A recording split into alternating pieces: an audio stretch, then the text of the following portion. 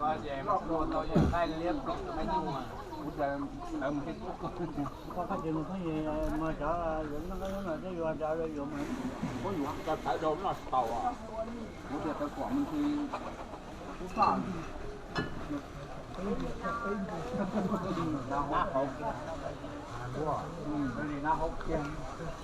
thế cơ tụi nó nhiệt kệ tụi nó bắt họ tụi nó cho chạy thì để sai bỏ lên mông hơi rồi lên mông hơi chính phủ nó quay ra chỗ kia luôn á cái là đấy giờ có một lúc xong là trâu bây giờ chạy nó không rồi cả bây giờ chạy tụi nó này bây giờ chạy cho tụi nó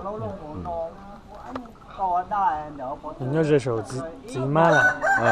有些有啥有嘛得到了，有些不。我回家用啊，我回家用。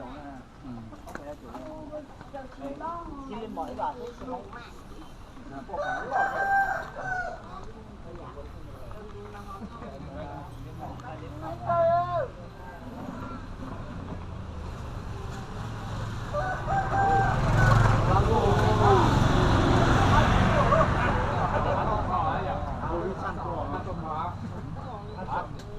Ôi, cái tổ đi à? Cho là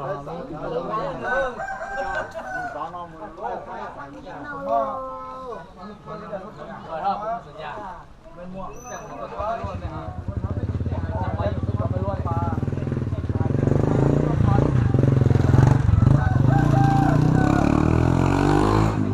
Rồi là khá lấy ra to.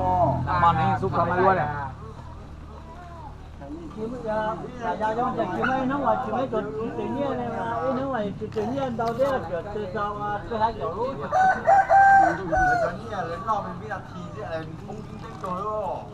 tôi coi tiền này sẽ như vậy không của nó muốn nha. Phải tóm mua.